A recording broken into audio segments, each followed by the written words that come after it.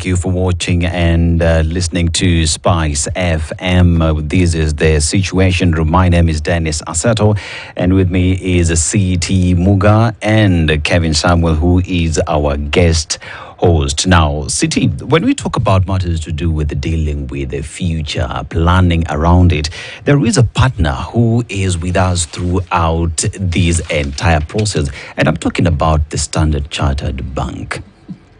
You know, the thing about keeping money reminds one of one simple reality. You actually must have it in order to keep it. And there's keeping it under a mattress. That is, of course, if you have a mattress, or keeping it under a stone if there's a stone nearby. And there is keeping it so that it actually increases in value. Now, that's where Standard Chartered comes in. Because what they're saying is this: look, most people understand how to earn or make money. But how to make that money grow so that it helps you in the present and in the future is something that is a bit alien to them. Now, Standard Chartered have been at this business for over 100 years. And in 100 years, they have learned the very thing that I'm saying, and in great detail, to the benefit of very many people who have chosen to trust them with their money. And the opportunity presents itself. All one needs to do is there's this thing called the internet, okay? If you look for wealth.kenya@sc.com, wealth.kenya@sc.com, the information that I have just mentioned to you and more will be available to you, and you can decide on the steps you want to take. But to make it better, you will be directed towards an individual whose sole purpose will be to ensure that the needs you have are met with the finances that you have available. Remember, these are people who know, train, and this is what they do on a daily basis. And they will open that world to you so that you can benefit from the expertise. And this money that you have can become wealth, and it can grow to become even more wealth. That is Standard Chartered for you. Yes. And now, after taking your money and serving it well at the end of the day, we also need another partner who actually takes their time to choose the fruits that they want to put into, that want to make your life even better. And you're talking about Del Monte. You know, the thing about food is there is no limit as to how many anecdotal things have been said about food. A fruit in time saves 9. It's actually a stitch, okay? An apple a day keeps the doctor away. But if you don't have an apple, then we could say a mango a day, a guava a day. Now, Del Monte have understood that for you to consume fruit, you don't actually need to eat it. You can drink it. Okay? Now, I have before me a living testimony of that particular statement. I have 2 Del Monte juices. They are actually fruits that have previously been fruits but are now in liquid form. There's mango pineapple blend and there's tomato. There's always the question, Prof, is a tomato a fruit or a vegetable? I think it's a vegetable, personally. Yes, exactly.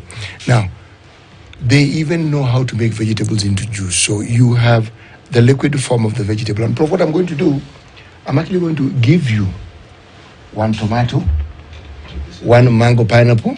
Very kind of you. Yes.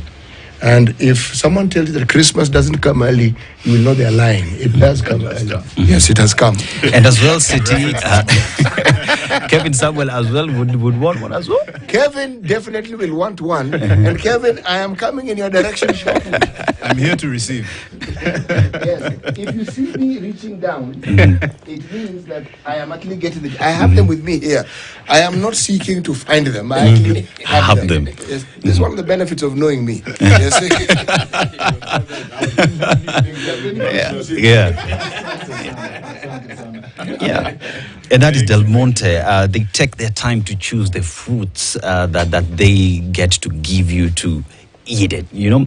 And on this hour, we want to introduce our guest, Professor PLO Lumumba, advocate of the High Court of Kenya and Tanganyika, as we talk about legal, political, and institutional challenges. Will the IEBC achieve legitimacy before 2027? Professor, welcome to the Situation Room. You are seated on the hot seat, but today we will have it easy. But before...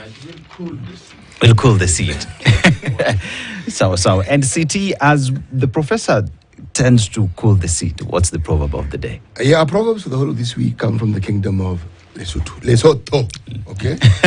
But, formerly Basuto land. A person is a person because of other people. That is Ubuntu. Yeah. You are because we are. You are because we are. Yes. Yeah, we are because we are. Now, Professor, the IEBC has become a subject matter for this country for pretty much a very long time, but it has come to the fore since Friday when Supreme Court Judge Justice Isaac Lenaola spoke about it, and everyone has picked it up as we move forward. And Professor, we ask, does IEBC have the opportunity to achieve its legitimacy for 2027 as we speak right now? The Independent Electoral and Boundaries Commission is a product of the 2010 Constitution and was created deliberately to ensure that we have a body that is neutral, that is professionally run, that conducts credible elections. But we have seen that since its formation... Professor, we seem to be having a problem with the microphone, but as we sort that out, CT, let us just have a conversation around that as the technical team fixes that.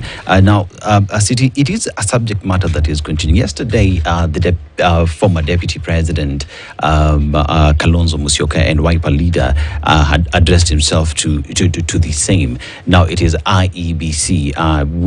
Do not blame me, just remove the court cases and let's continue.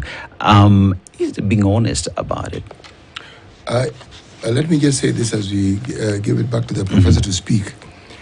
It is an oxymoron to put the word honesty and politician in the same sentence, unless it is that you want to prove something that is contradictory. Yes, please, go ahead. Yeah, as I was saying, the IEBC, the Independent Electoral and Boundaries Commission, was created under the Constitution to ensure that we have a body that conducts credible elections. And this was informed by political bad manners. The Kenyan politicians are generally mannerless individuals who go to the polls on the basis that they must win, they cannot lose. And for that reason, we have had problems during every election cycle. In the last election, of course, we saw the division. Some segment of the commissioners said that the elections had not been properly conducted, and one segment that they had been properly conducted. Since then, it has not been properly constituted. And the law does provide that, and I think this is the Krigler and Waki report, took the view that a credible, properly constituted electoral body should be in place at least 2 years before the election. And this is something that should have been done. But yet we must remember that as a result of this political bad manners, we created something called the National Dialogue Commission, NADCO. And this NADCO is one of these outfits that politicians create periodically in order to calm themselves and to enact or to facilitate the enactment of self-serving laws.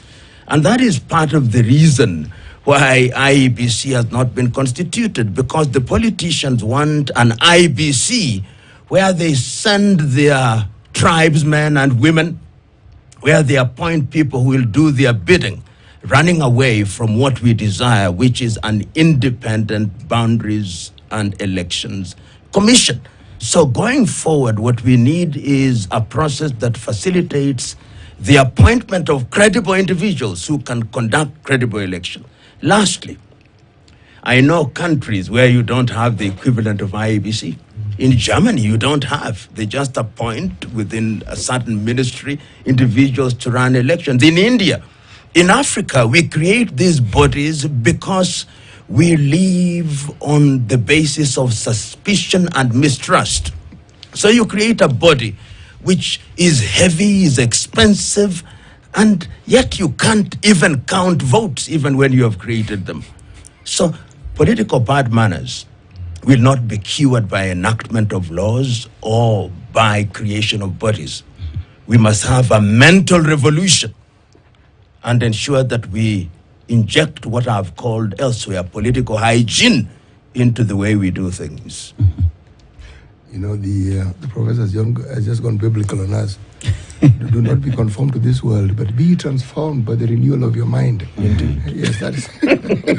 Political hygiene is a good takeaway. That's a very good takeaway. Kevin, you want to say something?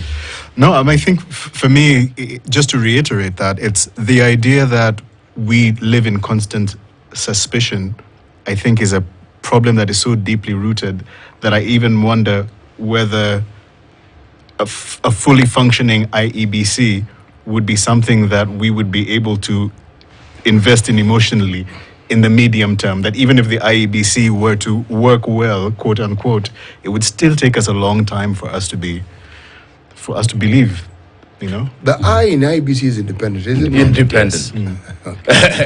And whenever you hear people using words such as independent in the body or democratic, it knows there is no independence in those bodies. When you are independent, you don't need to have it as a part of your name. That is part of our problem. Yeah, and there is the legal aspect of IEBC being formed and being in place because there are timelines involved. That is what the Constitution speaks to the formation of IEBC within 2 years. Now, when we talk about IEBC, the problem, even the entire sending home of the commissioners, is something we knew immediately after the election. What is stopping the bodies that be informing this IEBC to start preparing? Because at the end of the day, we have always seen that IEBC is always being blamed for starting their preparations late, not having enough resources in time or on time to prepare for these elections. Therefore, who is not telling us the truth, Professor? What is the IEBC? You know, we focus too much on the commissioners. Yeah. The commissioners are at a policy level. The heavy lifting is actually undertaken by the Secretariat. So that we focus on the commissioners because they are the public face of the IEBC. And what we are saying is that for the IEBC to be properly constituted, you need the commissioners to give policy direction and policy guidance. And I can tell you, if there was political goodwill, that can be done very quickly. What is happening, as I've said, is that there is so much suspicion. People want to constitute a body to have commissioners whom they can control. When I hear the former Vice President Kalonzo Musyoka saying, we nominated so-and-so, they did so, and I respect the individual who is in place. But how is it always the case that when people are called upon to nominate individuals, they can't get them outside of their tribe? They can't get them. This navel gazing where people cannot see beyond their children and their relatives and their tribesmen is Kenya's problem. So let us now agree that we need to constitute an IEBC properly, and we do it and do it quickly so that they can also go into the business of delimitation of boundaries and other things. The sooner it is done, the better. All these arguments that I hear the Deputy President talking about, that they are court cases, if there is goodwill, all those cases can be dealt with and the interests of the country can be attended to. But, you know, there are very few Kenyans. Most politicians are not Kenyans. They see Kenya as a hunting ground. They are actually low-voltage ethnic warlords who are quick to be in outfits such as Mulembe, Gema, Luo. And that is why you see an individual in the 21st century, in a world we are talking about East African integration and African integration, you still have Gema. You still have somebody say, the Akamba have joined Gema. You still have the Luo saying that this is now the lake. You have the Abaluhia saying this is now the Mulembe nation. You have the Kalenjin saying this is ours. I wish they could read Koigi Wawa Mwere's Toward Genocide in Kenya, the Curse of Negative Ethnicity. Until we liberate ourselves from such chauvinism and atavism, this country is not going to realize our potential. And I hold the view, CT, that there is a generation of Kenyan politicians who, as long as they remain active in politics, Kenya will never know true progress. Unless we consign them to the Museum of History alongside the spinning wheel, we'll keep on having these musical chairs. And the sooner we realize that, the safer this country will be. City, you seem to be... Well, it's the adjectives that are amusing me because they're very appropriate. You see, if you look at the idea behind political parties and how it is and why they were formed around ideologies. Yeah. Meaning we have this understanding of how it is we feel we need to lead our people, to put it simply. And in this country, we speak of it. We even have manifestos which are documented. The only odd thing is that most of those manifestos seem really alike. You half the time you're not sure which one you're reading, but they all seem to be saying the same thing, or the thinking is the same. But the thought leadership that an ideology is supposed to bring forth doesn't actually exist. Because if it did, then every time you had politicians standing on a podium to represent a party, they would be telling you that this is our ideology, this is how we see it. And anytime they were in a position of authority, and in this country it's very easy to see it because they're represented in the county governments, you would see that ideology being put to practice. But what do you see? To understand what we see, you need to look at the Auditor General's report. Yes. You need to look at the report that the Ethics and Anti-Corruption Commission keeps bringing up. It tells you exactly what it is. And it tells you the ideology, not the spoken one, but the one which is practiced. Because those two bodies bring out the rot that exists. And that is the manifestation of the ideology. And the professor is actually quite right. If that is the state of affairs that we find ourselves in, then anytime we talk about moving forward, that's all we'll do. We will talk about it. And there are those who think we are stagnant. We're actually not. We're actually moving backwards. Correct. We're actually regressing. Yes. Because if generation after generation, the mantra is the same, and yet you are talking about an entirely new generation, you're talking about problems that existed in small measure, which have now multiplied, and the thinking hasn't changed. How do you think you are going to solve these problems? How?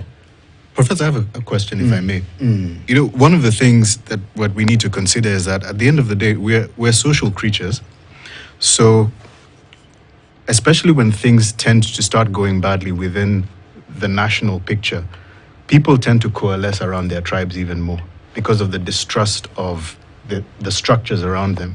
So the question is, how do people as Kenyans of different tribes balance between their identity, what they recognize as themselves within a particular group of people, but also to be able to function wholly as a fellow Kenyan? You know, when we were in the process of making the constitution in the early 2000s, Ali Mazrui delivered a paper in the year 2000. The title of the paper, If African Politics Are Ethnically Prone, Can We Have Constitutions That Are Ethnic Proof? And in that paper, Ali argues, amongst other things, that typically in a number of African countries, Kenya included, the tribe is actually a tool that is used by the myopic politician to manipulate their people. Because the truth be told, if a minister is from your tribe, what change in your life does it bring about? Is the education the sector the better for you because he's from your tribe, or the health sector the better for you, or agriculture the better for you? This is simply something that benefits the individual and a few. And unless we realize that, perhaps what happens is that when a cabinet minister is appointed from your tribe, they slaughter 30 cows for the day.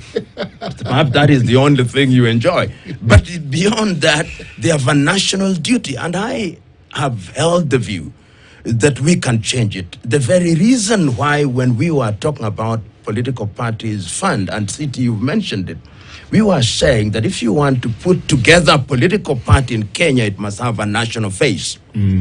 It must have a presence, physical presence, in at least half of the counties. And we fund them. That is the whole idea of funding political parties, so that it's not dependent on individuals. But we have failed. We have failed because of the quality of the politicians we have. They don't know better. Well, even the coalitions that we have had over the years, whether it is the NASA, CORD, Kenya Kwanza, Azimio, it is tribes, it's tribal leaders who are coming together, and they promise their tribesmen and tribeswomen things that are pie in the sky, things that will never happen. It can change.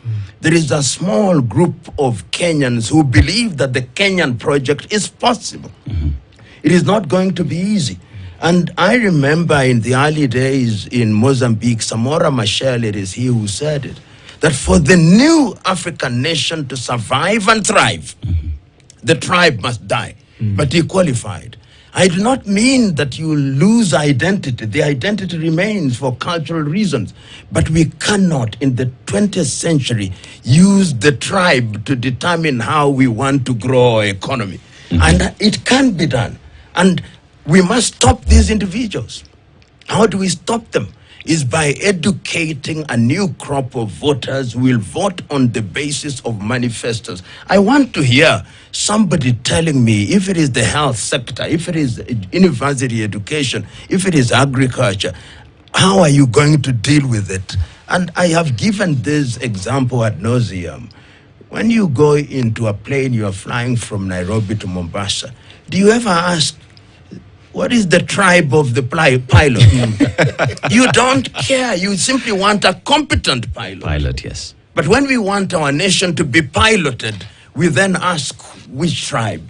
So we must make a deliberate, see our neighborhood in Tanzania. How is it that a country with over 136 ethnicities, they have succeeded in ensuring that the tribe does not matter in national political discourse? It can be done. But in Kenya, we don't have political parties. These are ethnic election outfits. Professor, let's take a short commercial break. When we come back, we dive deep into how to get rid of these political outfits, tribal outfits that we have, and forge a nation, a future that is free from tribalist, but of citizens who are patriotic and who love their country and want things to move the right way. More on that after the break. Yeah.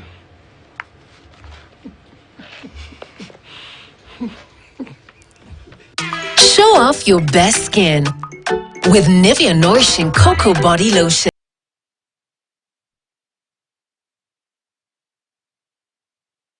Alternative routes. And now, CT, as we went to the break now, we were discussing matters to do with politics of intolerance and the misbehavior on the politics in this country. And as we forge our way forward, now there is a lot to be packed with that. But let's talk about matters to do with the wealth and how we can save it up, how we can put it in good ways, how we can make sure that our future is bright. There's something called priority banking. Okay, many banking institutions have a form of it where you are promised a service that is exemplary. You are promised that the wealth that you have within the institution will be well looked after.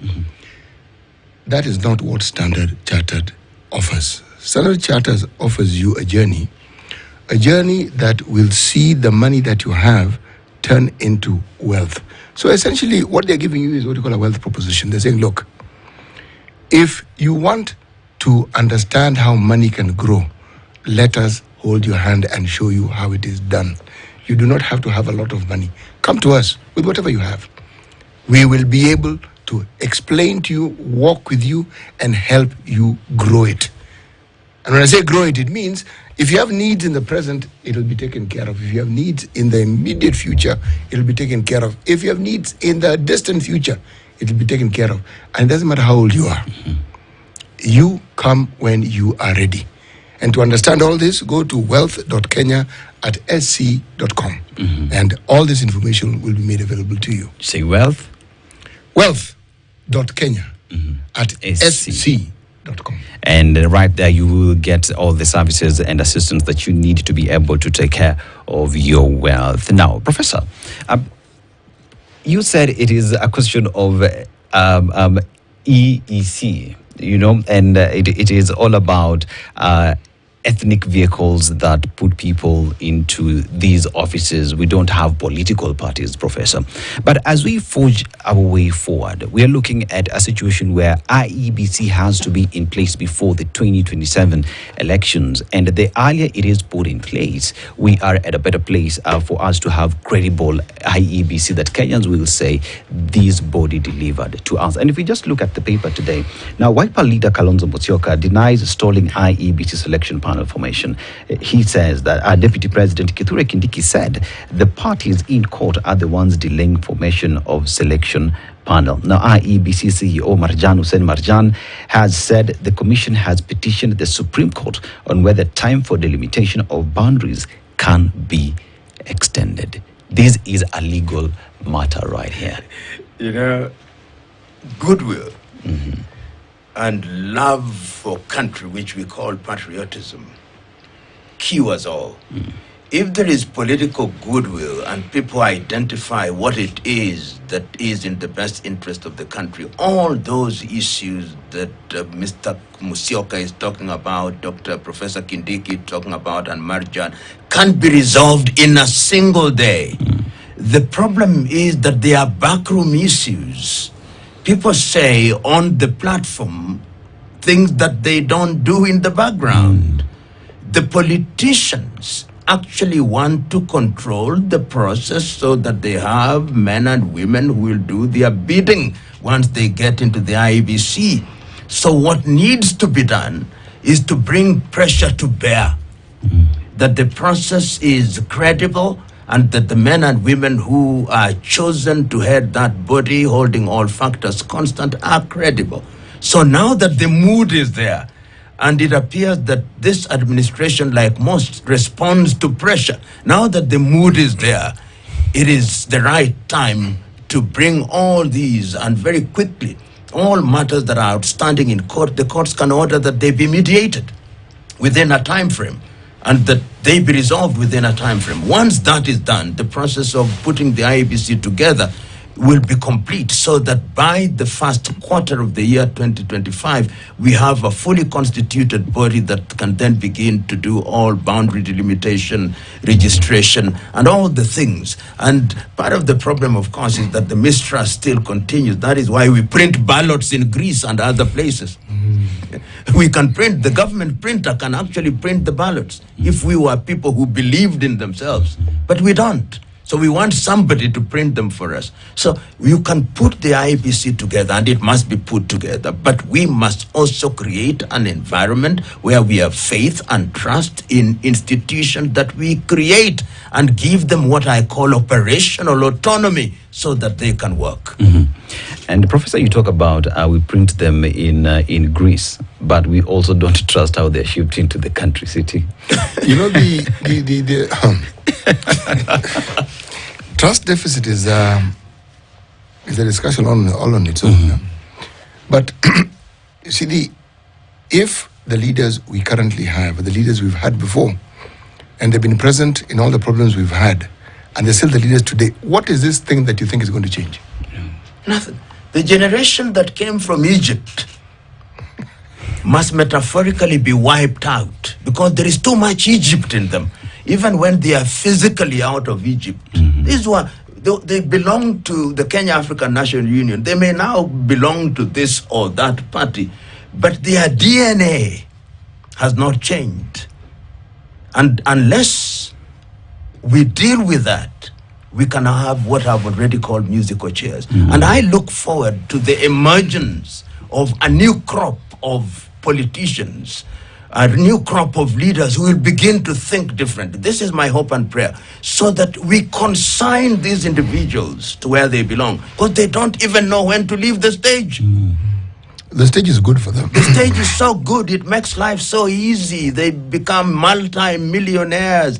They have all the trappings of power. They are immune from scrutiny. They have the oxygen of publicity at funerals and at churches. They don't want to leave. But they must be made to leave.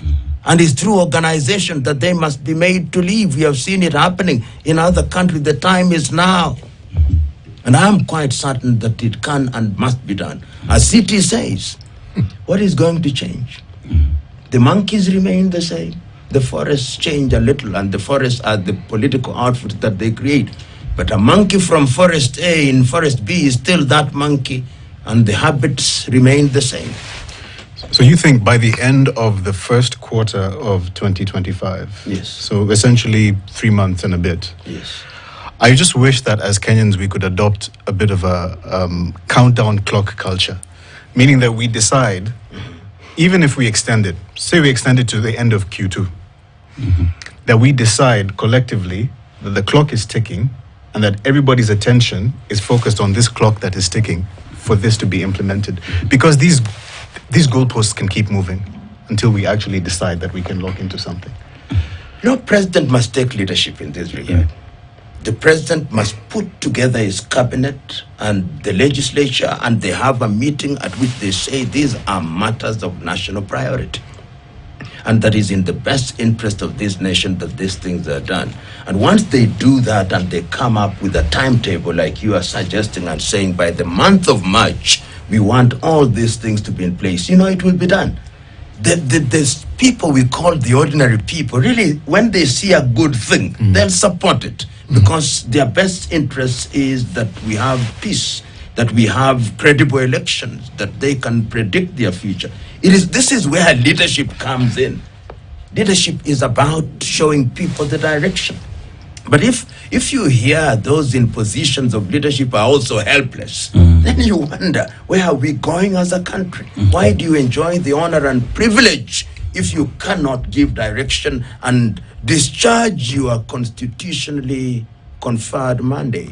But Prof, are they really helpless? Or are they feigning helplessness? Perhaps. You see, if I look at what it is that those in power do, they don't differ. Whether they're actually in the opposition or whether they are the ones running the government, there's not much of a difference. Now, there are those who will say there is, there isn't. If you look at those who were previously in the opposition who have now joined government as CSs, and you look at the mean, are we saying that the problems they spoke against at the time when they didn't have these positions have actually changed? They haven't. True. And City, just to buttress what you're saying, if you look at the former deputy president, that is Rigathi Gachagua, when he was in power, he was protecting each and every single policy that the government was in. But now that he's outside, everything about the current government is wrong. Actually, he takes it a step further. In fact, I like his imagination. He seems to want to present himself as the person who was constantly advising the president against some of these bad decisions. I sometimes wonder, does this guy think we visit this country periodically and other times we're elsewhere? We actually live here. We see. And we see and we hear every single day, every utterance. And this is the 21st century. This is a communication age. There's nothing that is said in public that gets lost. It is there for reference. It isn't going anywhere. All we need to do is refer and we'll know. But that is what tells you about the political leadership of this country and the DNA that is either imbued in those who seek and acquire those offices or those who are in it, or those who aspire. Because what is a constant is they do not mean what they say. That one, and it's not one person, it's not an individual, it's all of them. City, if you listen to our political leaders, and I use the word leaders very loosely, they proceed on the assumption that Kenyans are dunderheads with the memory of a mosquito, and that we forget so very easily. And that is why they behave the way they do. I mean, you listen to some, you've just talked about these individuals who have just gotten into cabinet. When you listen to the things they were saying a few months ago and what they are saying now, they must think we are complete dunderheads. And it's so insulting. But Malcolm X said it very well. When you stand for nothing, you fall for anything. And these individuals stand for nothing except the position that they hold. And they are a danger to Kenya. And that is why they get very irritated when people who mean well for Kenya are saying what we are saying. Because when people come to forums such as this, our anger is informed by our love for country and our love for this generation and generations yet to be born. So it is our duty as it is to keep on repeating this thing. Sometimes it will be frustrating. I think it is Imbuga who in his book Betrayal in the City who said that when the troubles of a country occupy you so much, it's not enough to say that you are mad. But we must, in the nature of things, be concerned. Because otherwise, you listen to the former deputy president and some of the things that he's saying, is, as City says, it's as if he was not part of government. He was part of government. He was intimately in government. The fact that there has been a fallout does now make him stand into Paul from Saul. No, and we must call them out. And call them out consistently so that the people may know. Because ultimately, this country is yours and ours. And I just wanted to say something about NADCO, which is mentioned something about the IEBC. If you look at the report that was given by the departmental committee, what they are quick and they are going to do very quickly is to focus on CDF, all these funds which they have created, which are fundamentally slush funds. These are the ones that they are focusing on, not on the critical issues. So we've got to be on the alert. You who are in this forum, who are the oxygen that gives us the energy that we need as a country, you must flag these issues out so that the people are aware. Otherwise, we'll get the short hand of the stick again. You know, when you talk about the CDF fund or all the funds that are given to those who have been elected, it reminds me of a report I read about this Hustler Fund and how is it that they've tripled the amount you can borrow and they've extended. See, why now? Are we saying that now is when the need has been there? Or are we saying that this amount was always the need even from the beginning when people are being given 500 bob? Right. You see, this matter of always trying to appease the people who've been elected. Note, I am avoiding the word leader here. Yes, you must. Okay? Or these people who were elected giving themselves, because they do have the power to give themselves certain things. Now, you have to ask the question, how exactly will all these things change what is fundamental? Because what is it that we are saying as a people? We can't afford to live in our own country. It's really not complicated. We don't feel safe in our own country. Our education is in shambles. And we really do not know what to do. Now, these things that are now being spoken of, how exactly will they address? There are many issues. I've just mentioned three. How will it address? And around this discussion, there's the discussion of the mental health of the nation. Sometimes I fear to read the papers because there has to be a mention of some brutality that has taken place, some atrocity that has taken place. It is on the increase. Yeah. You do not need someone to paint for you this thing in Technicolor to understand that we have a mental health problem. Crisis. Thank you very much. You don't need, it is there. So all these things that we are saying and everything else that we keep saying and every debate we keep having, how do they address these issues? You know, CT, you are so right in terms, because why are governments constituted amongst men? Even when we talk IEBC, we want a process that enables men and women who are capable of serving. When you talk about the Hustler Fund, for example, and the minister for the time being in charge of it saying that the repayment rate is dismal. Yeah. If you are a lender and you are not getting repayment, do you continue to lend? I mean, it doesn't make sense. And there is this assumption that every person is a business person. You give them money, then lo and behold, they convert it and they become multimillionaires. These things must be properly thought out. And look at the sectors that we ought to be thinking about. We ought to think about crisis in education. As he said, we don't even know where to have the junior secondary. We are debating whether it should be in high school or in primary school.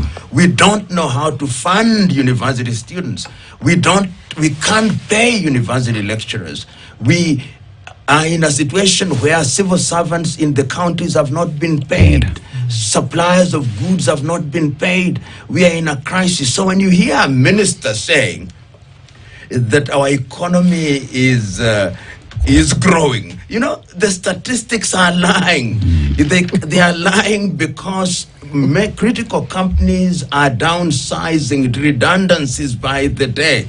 And when you are in such a situation, you sit down and stop grandstanding. As the wise say, worse than ignorance is arrogance. And one of the problems that we have in this country is arrogance. Individuals who are so hypersensitive that when you say something, they literally want to eat you.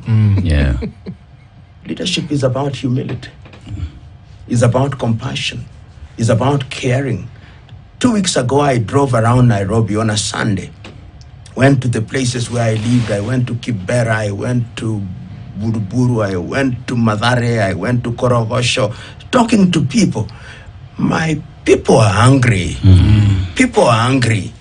And it beggars belief that the political class don't think so. That they can go into the agora with the change and give people 200 shillings and they think they're solving people's problem. No.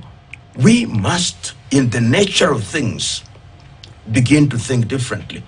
And institutions are collapsing. We must protect them. And Professor, it is when we talk about matters to do with the Hustler Fund, it was when it was being launched, it was I give you you access this money to grow your business. But based on the research that was done by the government, majority of those who took those loans, they took those loans so that they can fulfill their immediate needs. I'm not able to afford food. I'm not able to buy medicine. Therefore, that Hustler Fund stopped achieving what it was intended to.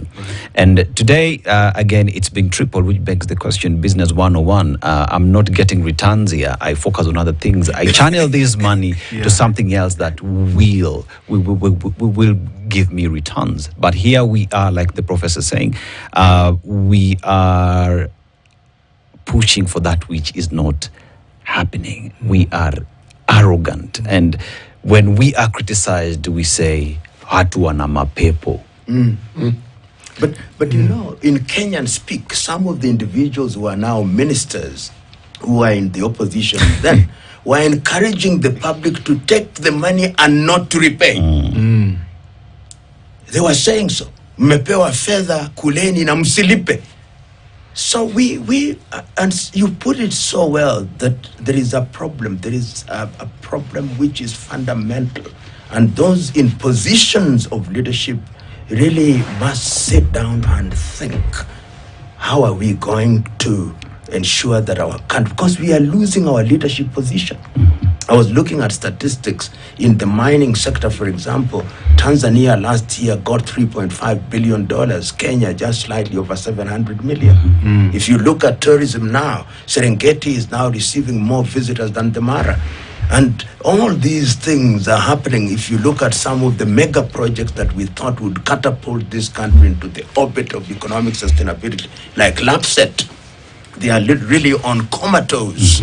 These are the things that we should be talking about. And permit me in this regard, our elections is about 2.5 years away. Right. We are on an electioneering gear. If I'm an investor, I am beginning to rethink. I would postpone my investment decisions until the year 2028, middle of it.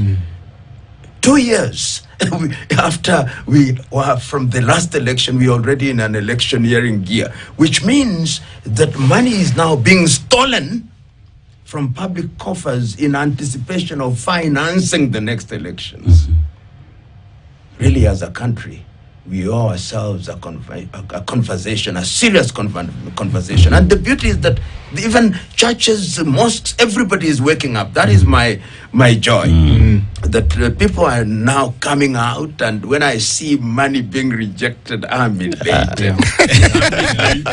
I'm elated. Because we are telling people, really, no, you can't dominate us by using money. You can't buy our souls. Take the money to the birds. You can't come to our pulpit at the church and use that. Absolutely. Yeah. You know, if you were a student of behavioral sciences, the duality of personality that our politicians exhibit is something that is worth studying. It didn't start now. No. The cheering on one side and then switching mid-sentence. You needed to be at Kasarani or watching TV when we were about to do away with Section 2A, when multipartyism was about to be ushered in. The conversations, I keep saying this so that people can hear it. The conversations, it was Kasarani. Everybody who stood up spoke against multipartyism and praised the president and said what a wonderful person he is and said this will diminish the country. There's nothing that wasn't said. Leader after leader after leader. President Moi stood up and he acknowledged having what he had said, but he said, you know something, folks, time has come, I'm paraphrasing. Yes. We do need to change. And we are going to introduce multipartyism. There was silence for something like 2 seconds. 1, 2, then wow! And everybody thereafter, the president is right. You know, I was watching, I was saying, God, what have I just witnessed? For me, it was a wake-up call. You see it today. It's like I will speak about things which are wrong so long as I'm not in government. What prevents you from saying things which are not right, even if you're in government? Nothing. Do you think that when you're in government, you must sing the praises and you must say that things which are patently wrong, that because of that position, you must say that they're right? What is it that you think you're actually doing? Because whether you are in government or whether you are a politician who's been elected, you're there to serve people, not to serve yourself. So what exactly do these people whom we live with think they're doing?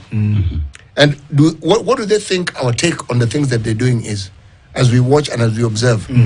And yet, amidst all this, the poverty in the country is not diminishing, it's increasing. The number of people who don't have jobs are increasing. The number of people who are entering the job market don't have jobs is increasing. Everything that could possibly put a strain on the economy is increasing. Absolutely. And Professor PLO Lumumba is advocate of the High Court of Kenya and Tanganyika, who tells us that we need political goodwill for us to be able to see the changes that we need, that the courts can even pronounce themselves and call for mediation for us to have an IEBC that is credible, that will deliver on that which Kenyans want, and that it is our role as Kenyans to equally demand that right is done by us. Asante sana Professor PLO Lumumba. But now is 7 a.m. Newswire with Leo Baga.